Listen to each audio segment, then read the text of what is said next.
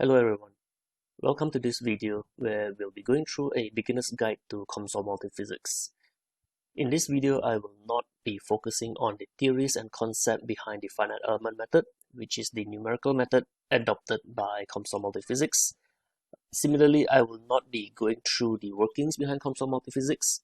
This video is meant as a guide for new users who are not familiar with COMSOL Multiphysics, get a basic understanding on the steps that are needed to perform a simple finite element analysis. Before I go into the workspace of COMSOL Multiphysics, I think it is good that we go through a simple flow process of how computational modeling is carried out. So this flowchart that you see here, in a way generalizes how we actually perform a computational modeling exercise. It always starts with a problem definition, followed by the selection of your mathematical model. After that, we develop or we construct the model geometry that is needed, which is then followed by input data. And when that is done, we will carry out our numerical simulation, and the results that we get are then analyzed through a post-processing analysis. So to highlight the flow process here, let us look at an example like this. So here you have an infinitely long pipe, and for this particular problem, your pipe is carrying liquid at 100 degrees Celsius, such that the temperature at the inner wall of your pipe is at 100 degrees. And at the ambient, we have 25 degrees Celsius, and we assume that the conditions are such that the temperature at the outer surface of the pipe is also kept at 25 degrees. So if the pipe is made of steel, then the question wants us to determine the steady state temperature distribution across the cross section of the pipe. So that itself is our problem definition, i.e. we want to find the temperature distribution across the pipe. So if you have a different problem, you may have to define it differently. So these problem definitions ultimately help you decide the choice of mathematical model that you want to use. In our case, we are dealing with a heat transfer problem, so this basically narrows down our model to the heat conduction equation. In this heat conduction equation, what I've shown here is actually the expression in full. If you're going to do steady state analysis, the time dependent term here is going to be set to be 0. Ultimately, what you have is you have this heat conduction equation where you have K times the Laplacian of temperature is equals to 0. So you can see how we define a problem at the start, and the definition of our problem here ultimately helps us decide on the choice of mathematical model to use. The next step is to construct the model geometry. So the construction of the model geometry depends on how complicated we want our model to be. For the problem that we have initially, it is an infinitely long pipe, so this helps us to reduce this three-dimensional problem into a two-dimensional analysis, where right now, instead of modeling the three-dimensional structure, all we have to do is model the cross-section of the pipe. So our model geometry would ultimately look like this. So I've not mentioned the dimensions of the pipe. So in this case, the inner radius of the pipe is 25 millimeters and the outer radius is 50 millimeters.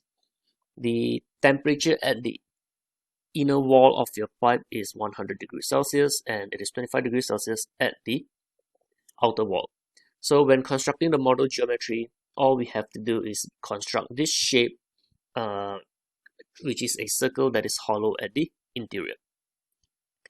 When you're done with model geometry, the next step is to supply the input data to your model. So under the input data, there are two things that we have to consider. The first one is material properties. The second one is boundary condition. Material properties basically depend on whatever you're modeling. So in our case here, we have a steel pipe, which would mean we need to supply all the material properties corresponding to steel pipe into our model. However, whatever value that we specify actually depends on our mathematical model. In our case, before this, we use the heat conduction equation. And for steady state heat conduction equation, the only parameter of interest is actually the thermal conductivity. So in this case, it becomes only one single value, which is the thermal conductivity. Obviously, if you're dealing with a different problem, such as a structural mechanics problem, you may need to supply the Young modulus, the Poisson ratio, If you're solving a fluid flow problem, you may need to supply the viscosity, the density, and so on. The second input data that is needed is your boundary conditions. So boundary conditions are basically mathematical equations that you prescribe on the boundary of your problem in order to approximate the physical or to approximate the actual physics that is happening at that particular boundary. So in our case here, if you look at the model that we have, the boundary conditions would basically be applied at the boundary of your model. Here we have two boundaries. The first boundary is the inner wall of the pipe. The second boundary is the outer wall of the pipe. And at the inner wall, we have assumed that the temperature here, or the liquid that the pipe is carrying, is sufficient to keep the inner wall at a constant temperature of 100 degrees Celsius. So the boundary condition to be applied here would be approximated as a constant temperature boundary condition. Similarly, at the outer radius, we assume that the conditions are such that the temperature here is at 25 degrees Celsius. So when we apply the boundary conditions at the outer wall, we will also be applying a constant temperature boundary condition, which is set to 25 degrees Celsius. One thing that I want to mention here is that the material properties and the boundary conditions, they're all problem dependent. So you can have a same problem like this, but if you have a different condition, then the boundary conditions will change depending on the problem that you have. You can have a similar heat transfer problem, but if you have a different condition or a different material, the material properties will change as well. Upon supplying the input data, the next step is to run your simulation. So here we are going to use the finite element method simply because the numerical method adopted by COMSOL Multiphysics is based off the finite element method. If you're going to use COMSOL Multiphysics, you don't actually do any coding. There's no coding involved with the FEM approach that you use here. Everything is actually done by the software. You don't see what is actually going on. However, you depending on the problem, sometimes you may have to select the best solver to help you achieve numerical convergence. So this will not be covered in this particular video. I will basically leave this to a later videos where we deal with more advanced topics. When you're done with the numerical simulation, your software or your code will basically give you the results, and what you do with the results depends on what you want with your problem. So for our problem here, we are interested in the temperature distribution across the cross-section of the pipe.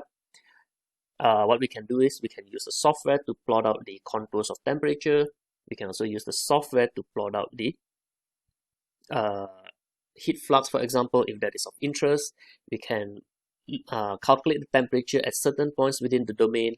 So all of this depends on the analysis that you want to do. So this is how the flow process goes with regards to computational modeling. Next, we are going to look at how we can actually implement this entire process in COMSOL Multiphysics. And as a simplified guide here, I'm going to use the same problem that we have gone through in this particular set of slides here. When you open COMSOL Multiphysics, you will be greeted with this window over here. So in this window, you can see that there are two options for you to choose from. You have Model Wizard and you have Blank Model. As a beginner's course or as a beginner's video, I'm going to use the Model Wizard to help us set up our finite element model. When you click on Model Wizard, you can see that you're prompted to select the space dimension. You have the option of running your simulations in 3D, 2D axis symmetry, 2D, 1D axis symmetry, 1D, and even 0D. Whatever you choose from here would depend on the problem that you have. So if you look at the problem that we have before, we have reduced our 3-dimensional infinitely long pipe into a 2-dimensional domain. This means we can select 2D over here, and this will bring you to the physics selection page. In this page, you'll see the different physics that COMSOL has that can allow you to solve a variety of different problems. So you have, for example, AC/DC, acoustics, chemical species transport, fluid flow, heat transfer, structural mechanics, and you can even solve partial differential equations that you construct yourself. so we will not get into that. The physics that you choose depends on the problem that you're trying to solve. In the problem that we have before this, we will focus on heat transfer. So in this case, we are going to expand on the heat transfer tab. When you expand on it, you can see that there's a list of different options or different modules for you to choose from. The COMSOL version that I have consists of this heat transfer module, which is why you see a whole list of different physics listed down here. But if you're going to use the COMSOL core package, you may see only heat transfer in solids as well as heat transfer in fluids. For the simple example that we're going to go through, it doesn't matter whether you have the heat transfer module or not, because we are only going to use heat transfer in solids since we are dealing with heat conduction in a steel pipe. When you click on heat transfer in solids, you can see that there's a description on what the physics does. So this actually helps you to select the appropriate physics to model your problem. If this is what you want, all you need to do is click on add, and you can see that the physics is added to your interface. Alright, there you go. And here you can see that the dependent variable for our heat transfer in solid is temperature, and it is represented by capital T. If you are going to solve a multi-physics problem, i.e. a problem that contains several physics, then you may need to select other physics into your interface over here. For example, if you have a fluid flow problems that also involve heat transfer, you may have to select one of the flow physics such as the single phase flow, and you need to add it into your interface so that you can do multi-physics coupling in your simulation. But in our case, heat transfer in solids is sufficient. You can click on study, and now you're prompted to select the study that you want. So depending on the type of physics that you have, there will be different preset studies for you to choose. In our case, we have stationary, thermal perturbation of frequency domain, as well as time dependent. So what you choose from here again depends on the problem that you have. With our problem earlier, we wanted to solve a steady state heat transfer. Hence, what we are going to do is we are going to select on stationary, which again, there's a description here to assist you in selecting the correct study. So the stationary study is basically used when field variables do not change over time, i.e. steady state. So if this is what you want, you need to click on done, and then it will bring you to the workspace of COMSOL Multiphysics. Alright, so this is the workspace of COMSOL Multiphysics. At the top, you have this ribbon tab that allows you to select different options in your modeling process. You have the model builder window, you have the settings window, you have the graphics window, and then you have this window here that gives you different information while you are running the simulation. The model builder is basically where all the action takes place. So whatever you are going to set up in your model, you're going to set up in the model builder window over here. And whatever you click on the model window is going to be reflected in your settings window. So for example, if I click on geometry, you have the settings for geometry. If I click on mesh, you have the settings for mesh. The graphics window shows you whatever model that you have constructed. So this is where you actually visualize your model as well as your results. And finally, this bottom window here gives you all the information that you may or may not need to understand your problem. For example, the message window will give you the information every time you change some settings over here. The progress window will usually appear when you run your simulation. There's a log window that can help you debug any program that you have or troubleshoot any problem that you have. And this table will usually give you some results when you click on the results after you have done your simulation. So the first step in running a COMSOL Multiphysics simulation is to set up your parameters. This setting up of parameters is very similar to how you would code, how you would solve a problem in MATLAB. So if you're familiar with MATLAB and you have done some basic coding before, then you will know that at the start of your coding, you will have to define the parameters. For example, A is a parameter that has a value of 10, so you're going to set A is equals to 10. If B is equals to 20, you're going to set B is equals to 20. In COMSOL Multiphysics, it is also the same. The first thing that we need to do is define the parameters. So how we do that, there are actually two ways of doing it. You can select parameters here from the ribbon tab, or you can go to global definitions.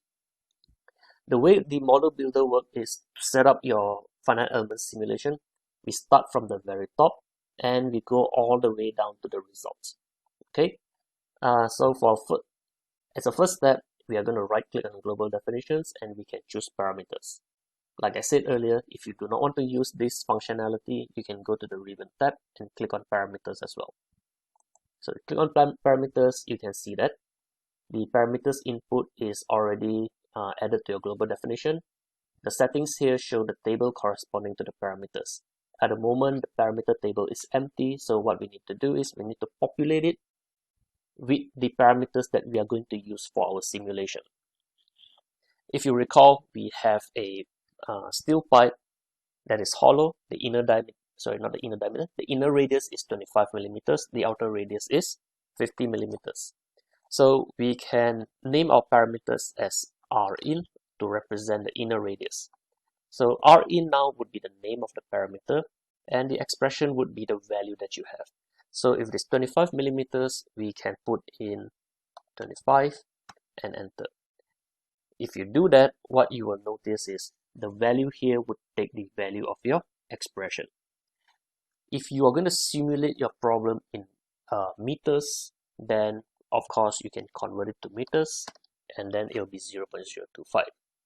Now, what I'm trying to show you here is that COMSOL will take whatever value that you put into the expression. COMSOL will not recognize your unit. So as long as you are consistent with the units that you're using, all you have to do is maintain the values in that particular unit system, and COMSOL will just read in whatever values. At the same time, COMSOL also has the functionality to convert your units. For example, we have the inner radius to be 25 millimeters. How do you set the unit for this? You will use the square brackets and type in the units of mm. If you hit enter, you can see that COMSOL will convert whatever unit that you have here into meters. So the same goes for all your other units. It will convert it to SI units. If you put in grams, it will convert it to kilograms. If you put in kilometers, it will convert it to meters.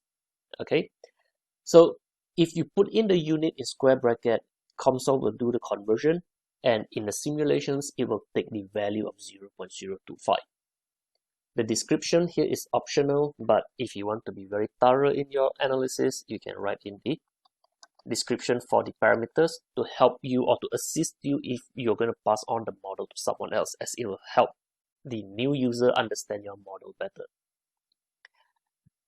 We already have the inner radius. Now we can move on to the outer radius, which I'll call R out. So here we have from before 50 mm, so I can put in 50 mm here. All right. I'll leave the description box empty for now, but again, this is optional. It is up to you whether you want to add in or not. The other parameters that we want to put in here would be the temperature at the inner wall and the temperature at the outer wall. So I can put in the temperature at the inner wall, and we have 100 degrees Celsius. Now, if you put in 100, the SI unit for temperature would be Kelvin. This means that COMSOL will take in a value of 100, which will be interpreted as 100 Kelvin. That would be wrong. So what we need to do is we need to either convert this from our side from 100 degrees Celsius to Kelvin, which would be correct, or we can use the units conversion functionality in COMSOL. So we can use 100 degrees Celsius, and the syntax for degrees Celsius is DEG capital C. Okay, so COMSOL will only convert the unit if the syntax that you use is correct. So you have T in, which is the inner wall temperature, to be 100 degrees. You have T out, which is 25 degrees. So I'm going to put in 25 degrees Celsius, hit enter, and that is what you have.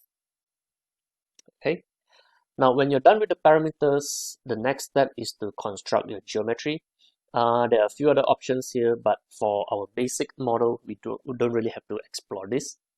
For more advanced or more complicated models, there might be some other additional things that you have to add in here, such as adding an analytical function, adding a piecewise function to suit your purpose. So we're not going to go into this, the next step that we want to do is to construct our geometry. To construct our geometry, if you go back to what we had before, our geometry is basically a circle that is hollowed out. So you can right-click on geometry to see this range of options that you have. Alternatively, you can use the ribbon tab here, click on geometry, and you can see that these are the options that you have, which would be similar to what you get from right-clicking this input here. We're interested in drawing a circle, so you have all this computer-aided drawing functionality. If I click on circle, the setting windows will change, and then you are asked to key in the input for your circle. Suppose that we want to draw the inner circle first, so here you are asked to key in the radius. We'll just choose Rin, which is the parameters that we have already set in this table here. Okay. Once you have to key in this, you're asked to enter the position which is based at the center of the circle. If you want the center of the circle to coincide with the origin, you'll let it stay at 0, 0. Otherwise, you can shift your circle around by changing these parameters here. Let's suppose we want to set it at the origin. So if you click on Build Selected, you have your inner circle. Now we want to do the same thing for the outer circle. So again, we're going to click on Circle. Right now, we're going to click enter R out as our radius. We build on it, and then you can see there's an outer circle. The graphics window here, there are a few buttons that will help you visualize your model. I think most of us will be very familiar with what these buttons mean. For example, you have the magnifying window, which zooms in and out. All right. You have the zoom box functionality, where you can draw a box to zoom onto wherever you want to zoom in. You have zoom selection. So if you select a domain like this, you click on zoom selection, it will zoom to the selection, whatever selection that you have. You have zoom extents, which will just zoom out to the extent of your entire domain. You can also play this with, move this with your mouse. So for example, if you click on the roller button in your mouse and you move up and down, it will zoom in and out. If you right click and you move it around, then you're able to pan the model. So all of these are pretty standard, so I don't want to go into too much details. Now you have two circles that overlap one another. You want to remove the inner circle to create a hollow structure. So we can right click on this, go to Boolean and partition, click on difference, and here you're asked to select the objects to add and the objects to subtract. So the object to add is the one that is the outer circle. The object to subtract would be the one at the middle. One thing I want to mention here is that you may see some slight differences between what I'm doing here and what you have in the software that you are using. My COMSOL Multiphysics has the setting has been slightly changed such that when I'm selecting a domain, I will left click on it, the domain will highlight red, and if I want to confirm my selection, I will right click and it will turn blue. If you have not done anything to the settings, if the setting is by default, I believe what you have is the hover and click option. So in this case, if you move your mouse to the domain will highlight red, and to confirm your selection, you're going to left click on it.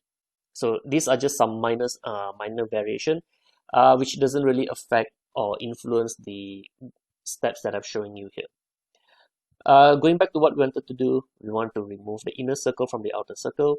So we're going to select the objects to add as C2, which is the outer circle. So C2 here refers to the second circle, as you can see here. To select the object to subtract, you're going to click on this, and then you're going to select your inner domain. And once you have your C1 selected, you click on Build Selected, you will end up with the geometry that you want for the particular problem. If this is what you want, and there's nothing else more to do, then we can go to Form Union, and we can click Build Selected. So this step by default is required in all your model construction. Okay, there might be a different action for you to do, such as forming an assembly, but this would then depend on the problem that you're solving, so I do not want to go into too much details of this.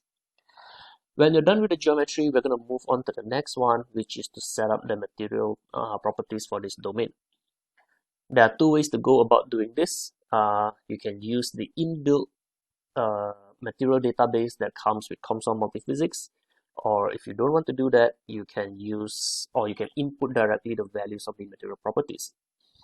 If you want to use the inbuilt function, what you can do is you can right click on materials and you can choose add material from library. So this will allow you to access the database in COMSOL Multiphysics for a range of different materials and their material properties.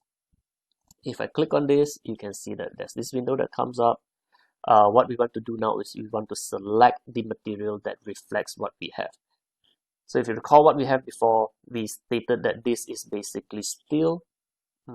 If you look at the built-in tab over here, you expand this out, you can see there's a list of different engineering materials that we have. If you scroll down, you can see you have the option of using structural steel or this AISI steel with code 4340. For simplicity, let's just assume that it is this AISI steel. So I double click on it, and then the selection is now added to your material in your model.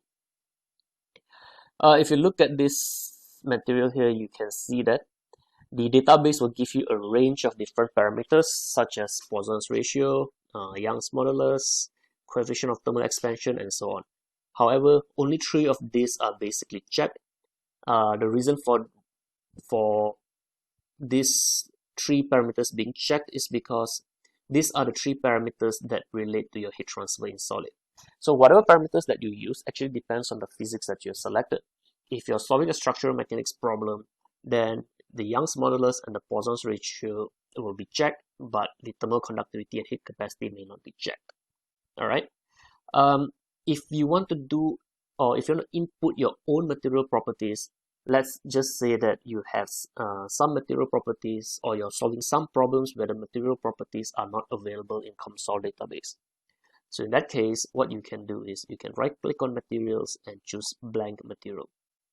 So here you can see the first input that is required is the domain for you to prescribe this new material here. So you need to select the domain that you want, and now you can see COMSOL wants you to enter the thermal conductivity, the density, and the heat capacity. Why these 3 again? These 3 parameters because we have selected heat transfer in solid. Here you can enter the value of the thermal conductivity, density, and heat capacity that you want for the given material that is not available in COMSOL Multiphysics. You can enter the value directly here, or you can go to you can enter the parameters if you have already done so from your parameters table. So for example, I can say, or I can call the parameter thcon as the new thermal conductivity that I have, and let's say this is 100. Again, you can play with the units of watts per meter Kelvin. Okay, so instead of putting in 100 here, you can also put in thcon. Okay, I would also like to take this opportunity to show you what would happen if your units do not match. So for example, we know that the thermal conductivity would have a unit of watts per meter Kelvin. So let's suppose you input this incorrectly and you input this as watts per meter. So you know thcon here represents the thermal conductivity, but then the unit here is incorrect. So if you go to material 2, you can see that the whole thing becomes yellow. And you can see that there's a warning sign that tells you that the deduced unit is watts per meter, but the expected unit is watt per meters Kelvin. It doesn't mean COMSOL will not solve. COMSOL will still solve because it will take in the value of 100 here. But the warning sign is an indication that there is some inconsistency that is worth paying attention to. All right. So here, I'm not going to add in this as one of the parameters, so I'm going to delete this. And since we are going to use the inbuilt material here, which is steel, we're going to delete this as well. Okay. Now we are done with the materials. The next thing we do is set up the physics. If you click on heat transfer in solids, you can see that these are the settings for your heat transfer in solids. The first thing that I want to point out here is the equation. If you expand out this equation, you can see that this is actually the set of equation that COMSOL is going to solve. If you want more information on each of these terms, you will have to look at the user guide. We should give you all this information with regards to every single interface in COMSOL Multiphysics. The other thing that I want to point out to you is the dependent variables here. If I expand this, you can see that the dependent variable is temperature, and it is represented by capital T. So what this means is that within this heat transfer in solids physics, if you see a capital T, it would mean that that capital T represents temperature, and that temperature is an unknown that COMSOL will solve for. Okay, meaning that you should avoid naming a parameter capital T just so that you do not cause any inconsistency within your model setup. Most of the things here are kept as default unless you are doing something that is slightly more advanced that might require you to alter some of the parameters here. If you click on solid 1, again, you have your settings. I would like to draw your attention again to the equation. You can see this is the same equation that we have from before. Basically, Q here is your heat flux, which is given by the thermal conductivity times the gradient of temperature. In particular, you can see that the heat flux term here is underlined. It is underlined because, or it is underlined as a way to tell you that this is the part that requires input from you. In our case, the input actually comes from the parameter K. So what is K? K is your thermal conductivity. By default, the thermal conductivity or all the material properties that we have in the physics will be taken from the material which we have set up over here. Sometimes you may not want to use the thermal conductivity from the materials library. You may want to use the density and heat capacity, but you may want to change the thermal conductivity. You don't have to add in a blank material like what I showed you earlier. What you can do is you can change this from material to user defined. So before that, we have, say, 44.5 as the thermal conductivity. So what we can do is, instead of using 44.5, let's say we are interested to double this and see. So we can put in 88, and we can still run the simulation because the value of 88 now has replaced the value of 44.5 in our materials database here. All right. For this, we're just going to use the thermal conductivity from our materials database, meaning that there's nothing much to do here because everything has been set up. The next input that we see is initial values. So this represents the initial temperature of your model. If you are solving a time-dependent problem, then this input would be important because the initial temperature would represent the initial temperature of your physical problem. So if your initial pipe is at 0 degrees, then you will have to put in 0 degrees here. But if you're solving a steady state problem, then this value doesn't really have an effect on your numerical solution. This may have an effect if you're solving a nonlinear problem and you're doing some iterations. So the initial value here would actually help to boost up your convergence in your iteration. In our case, we can just leave it as 293.15 Kelvin, which is simply the 20 degrees Celsius. So nothing much to change for this. The next thing that we see in heat transfer in solid is actually thermal insulation, and you can see that this thermal insulation is a boundary condition, and by default it is applied across all the boundaries in your problem. You cannot delete this, but what you can do is you can add boundary conditions to override this thermal insulation condition. To do so, we can right click on heat transfer in solid. In particular, I want to draw your attention to this line that you see. So this line separates what we call as domain inputs from the boundary input. If you want to prescribe boundary condition, then your selection must come from everything that is after this line. You can see there's a difference between the buttons here. So here you have the button to be fully colored in blue, which represent your domain input. So domain input can range from, for example, heat source. If you have a phase change material, you need to account for the latent heat. You will add the phase change material here, and those are just a few examples. For boundary input, basically this refers to your boundary condition. So there's a list of different options here, and what you see here, they will not be the same depending on the physics that you have. If you're solving for heat transfer, of course, you will see temperature, thermal insulation, outflow, symmetry, and so on. If you're solving for a different problem, let's say a fluid flow problem, you may see pressure, you may see inlet, among others.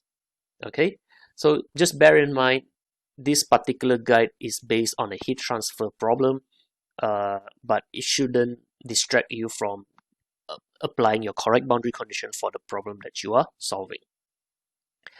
Alright, so to choose the correct boundary condition, we need to again understand the problem that we have.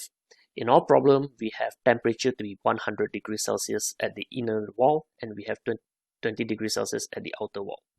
So based on the selection here, it would make sense then for us to choose temperature. And you can see that the temperature tab is now added to your heat transfer in solid. The first thing you need to do is to select the boundary where you want to apply your 100 degrees Celsius. So in this case, you will have your inner wall. So I'm going to select the 4 boundaries that represent the inner wall. Here, I'm going to type in T out, because T out is the outer temperature.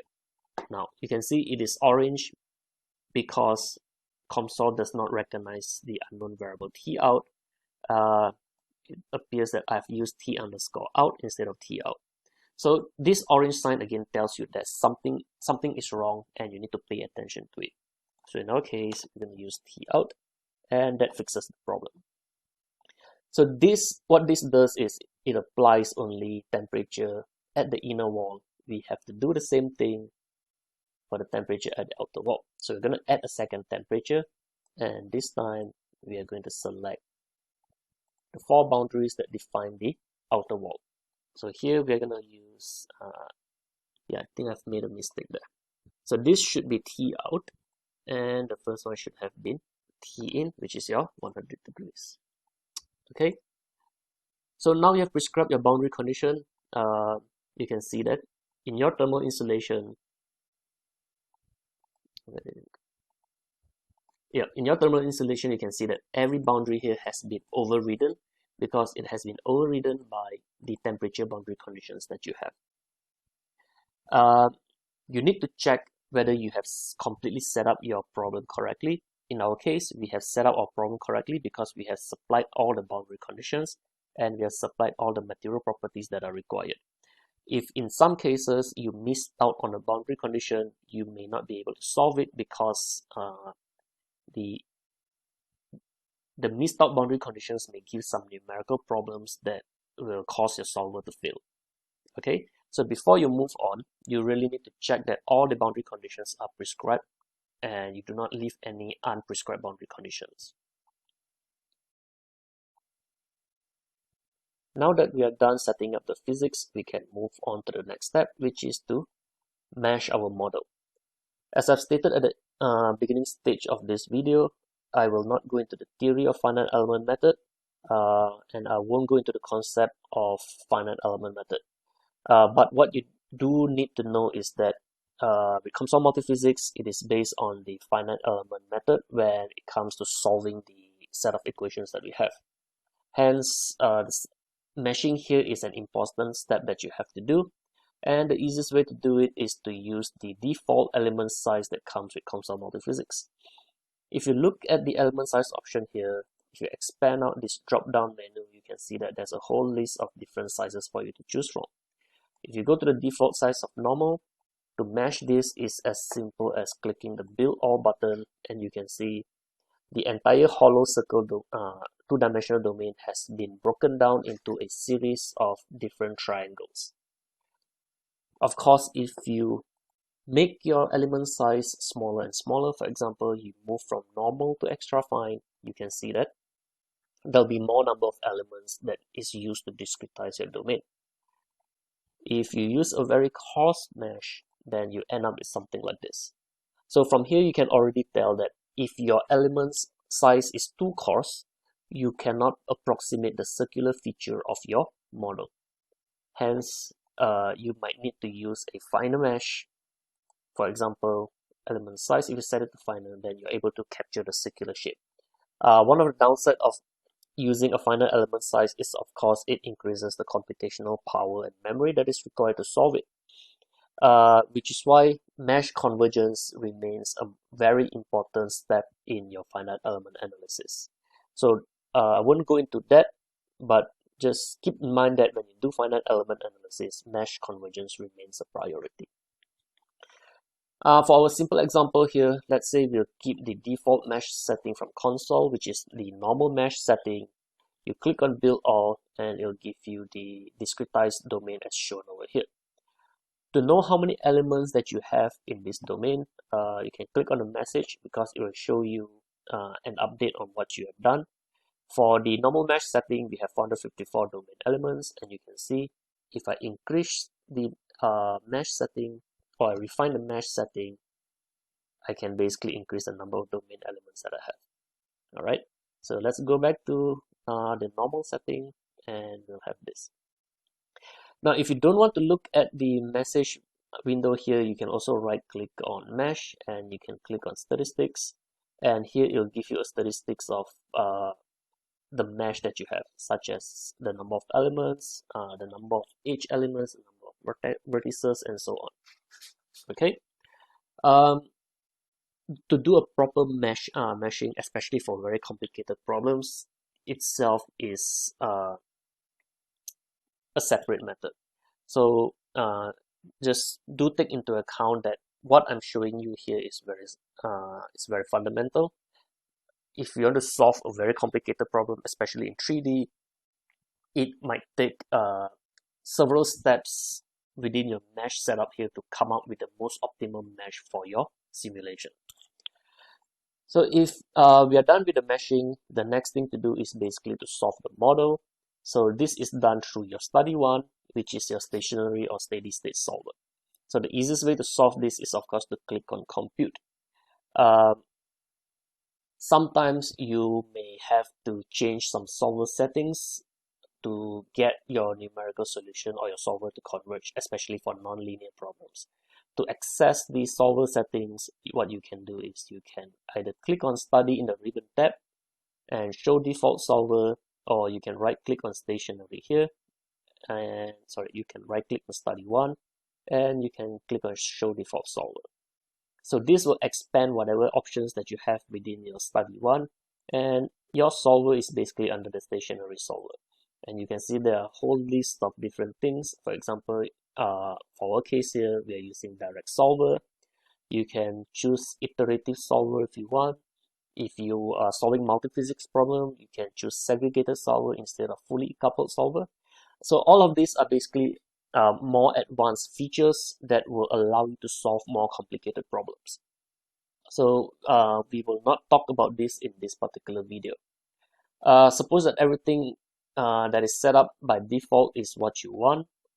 In order for us to solve this, we are just going to click on compute here, and COMSOL will do all the job and spit out the results for you to analyze. Okay, so the solution time takes about 6 seconds for this simple problem, and the results, which was empty before this, is now populated with the data from your simulation results. So you can see there's a temperature option here, there's an isothermal contour here. What you need to remember is whatever that comes up in your results tab here depends on the physics that you choose. For example, if you're solving fluid flow problems, once you solve it, by default you will see pressure and you will see velocity. If you solve, for example, structural mechanics problem, you may see displacement distribution or you may see stress distribution. So for heat transfer, we have the temperature distribution here, and you can see there's a color bar that shows how the temperature changes from high, which is at the interior, to low, which is at the outer wall of your pipe. There are lots of things that you can explore here, and it is not possible for me to cover everything. For example, when you're plotting temperatures, obviously this is in Kelvin, so you can change the units to degrees Celsius if you want, and you can see how the color bar has changed. You can also change the color if you're not if you don't like to have this color bar. What you can do is you can change it to rainbow, for example, which is the more standard red to blue scale, or you can use heat camera to replicate what you would see in a if you use a thermal camera to look at the temperature distribution. You can also have plot contours instead of the surface plot, in which case you'll get something like this. And again, you can explore different options by changing the parameters here. For example, instead of having 20 levels, I can choose 10 levels and I will reduce the number of contours that I have. It is also possible for you to calculate the temperature inside the pipe here at certain points. So you can do that by going to datasets. If you right click on datasets and you choose cut point 2D, since we are dealing with a 2D problem, here you can basically enter the coordinates of the points at which you want to calculate the temperature. So for example, if I put in, if I want to calculate the temperature at the center here, at the 3 o'clock position, then I would know that the X domain here would be between 25 and 50 mm. So this would be 37.5. But take note that the unit here is in meters, so you can either put this as millimeters or you can key in directly as 0.0375, which would then be in meters. At the 3 o'clock position, the Y coordinate would have been 0. So how do you check if this is input correctly? You can plot this and you see that the point is already stated here. The cut point 2D dataset is not limited to only one point. You can have multiple points by using a comma. So for example, if I want to go 0.04, I can do that. And for my second point, if I want to elevate it slightly, I can go 0.005, which is 5 millimeters above your horizontal axis. So I click on plot, you can see now there are 2 points over here. Alright, so you can have a distribution of points throughout the domain that is defined by this set of coordinates over here.